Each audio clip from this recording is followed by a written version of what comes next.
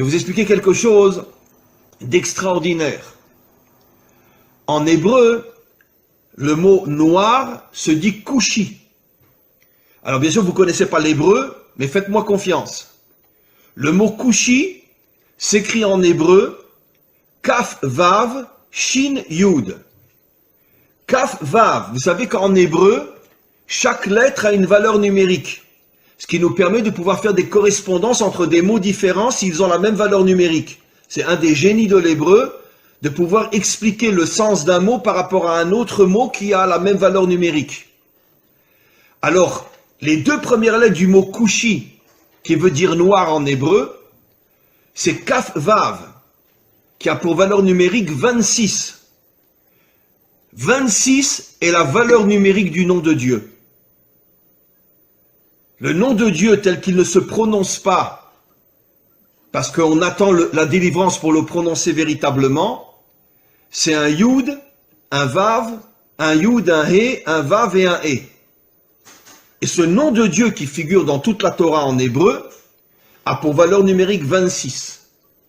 Après vous avez Ku, donc Kaf Vav, le nom de Dieu, le véritable nom de Dieu, le véritable nom de Dieu dans le mot, donc qui fait allusion aux Africains, aux Noirs. Et après vous avez Shin Yud, qui veut dire Yesh. Ça veut dire que Kushi signifie Yesh Hashem, il y a Dieu. Ça veut dire que dans l'Africain se trouve Dieu. C'est absolument incroyable. Dans les peuples africains se trouve le Dieu authentique qui a pour nom Yudke Vavke. Incroyable. Ça veut dire que caché à l'intérieur des peuples africains se trouve le véritable Dieu. Et c'est pour ça que en hébreu on appelle le noir Kushi, qui fait allusion à Yesh Havaye, Dieu se trouve à l'intérieur des peuples africains. Incroyable. Mais vous devez au fur et à mesure prendre conscience que vous devez vous réveiller. Vous devez dévoiler la dimension royale qu'il y a en vous. Vous devez vous débarrasser de vos habits d'humiliation, d'esclavage, etc. Et prendre conscience que le masque qu'on a voulu vous coller, c'est justement pour vous empêcher de devenir ce que vous devez être. Et vous allez devenir ce que vous devez être. Mais pour ça, encore une fois, il faut vous renforcer sur le plan spirituel, sur le plan moral, et petit à petit sur le plan des actions aussi. Il est grand temps, et je sais que ça se fera un jour, où les peuples africains se révolteront contre toute la dictature blanche qui exploite toutes les richesses des Africains. Et encore une fois, j'oserais presque dire, et je le dis avec la plus grande sincérité, soyez fiers d'être noirs. Soyez fiers d'avoir la couleur que vous avez. Parce que cette couleur qui est inscrite sur votre peau témoigne du fait que vous avez été choisi par le maître du monde pour dévoiler sa royauté dans le monde, comme je l'ai expliqué, puisque le noir est la couleur de la royauté d'Hachem. Donc, arrêtez d'être meurtri ou d'être humilié par tous ces racistes qui vous considèrent comme je ne sais quoi, comme ils considèrent les juifs d'ailleurs, et dites-vous, c'est le contraire. C'est justement parce que je suis un roi que tu veux faire de moi un esclave. Mais un jour viendra où vous comprendrez, vous les autres peuples, quelle est notre mission, quelle est notre grandeur, quelle est notre force. Et un jour viendra, on réussira tous ensemble, avec l'aide du Maître du monde, à dévoiler sa royauté sur terre. Be'ezrat Hashem, c'est-à-dire en hébreu, avec l'aide du Maître du monde. Les plus grandes guerres, les plus grands massacres, dans toute l'histoire humaine, c'est le monde occidental. Pas le monde occidental uniquement moderne, bien que le monde occidental moderne, entre la Première Guerre mondiale et la Deuxième Guerre mondiale, sont morts 70 millions de personnes. En 40 ans, 70 millions. Pas en 40 ans de guerre, mais il y a eu la Première Guerre mondiale qui a duré 4 ans, la Deuxième Guerre mondiale qui a duré 4-5 ans. Entre les deux, il y a eu à peu près 20 ans, donc en 30 ans, 70 millions de morts. En deux guerres qui à elles deux, ont duré 8-9 ans. 70 millions de morts, sans compter tout ce qui s'est passé avant. Les croisades, l'Inquisition, la guerre de 100 ans, etc.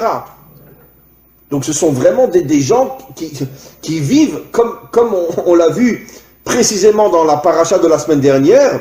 Yitzhak, quand il bénit Esav, il lui dit, tu vivras, Becharbecha Tirye, tu vivras avec ton épée à la main. L'Occident, c'est un peuple guerrier. D'ailleurs, j'expliquerai ce soir dans un autre cours qui sera aussi sur mon site, qu'en vérité, c'est la raison pour laquelle le monde occidental a adopté la religion chrétienne qui ne parle que d'amour et de bonté pour se créer une vitrine et cacher son véritable caractère. Parce que justement, le monde occidental est tellement violent, il est tellement assassin et meurtrier, qu'ils ont eu besoin de se créer une religion qui va nous faire croire tout le contraire de ce qu'ils sont véritablement sur le terrain. Bien sûr, je ne parle pas de tel ou tel citoyen, je parle des dirigeants et je parle malheureusement des peuples qui sont exploités et qui sont soumis et qui sont obligés de suivre leurs dirigeants. Mais quoi qu'il en soit, le monde occidental s'est attaqué comme jamais personne au peuple noir, parce qu'il semblerait que dans le subconscient ou même dans le conscient des dirigeants occidentaux, ils savaient que le peuple noir avait une mission qui allait mettre fin à toutes les dictatures et à tout le mal qu'il y a dans le monde, à toute cette corruption qu'il y a dans le monde, et c'est la raison pour laquelle ils ont tout fait pour les transformer en esclaves. Comme l'expliquent nos maîtres, quand tu veux savoir quelle est la mission d'un homme, regarde le mal qu'on lui fait. Si un homme est transformé en esclave, ça veut dire qu'il a une nature de roi. Et pourquoi on le transforme en esclave? Pour l'éloigner au maximum de sa mission d'être un roi, ou de dévoiler la royauté d'Hachem. Maintenant, figurez-vous, mes amis, que depuis des millénaires, nos maîtres nous expliquent que chaque attribut divin, chaque sphira, en hébreu sphira, en français attribut divin, c'est-à-dire une qualité divine, là on parle de la malchoute, chaque qualité a une couleur. Et figurez-vous, quelle est la couleur de la malchoute? Noir. La couleur de la malchoute, c'est le noir. C'est absolument incroyable. La couleur qui définit la malchoute, la royauté, c'est-à-dire le dévoilement de la royauté d'Hachem dans ce monde, c'est le noir.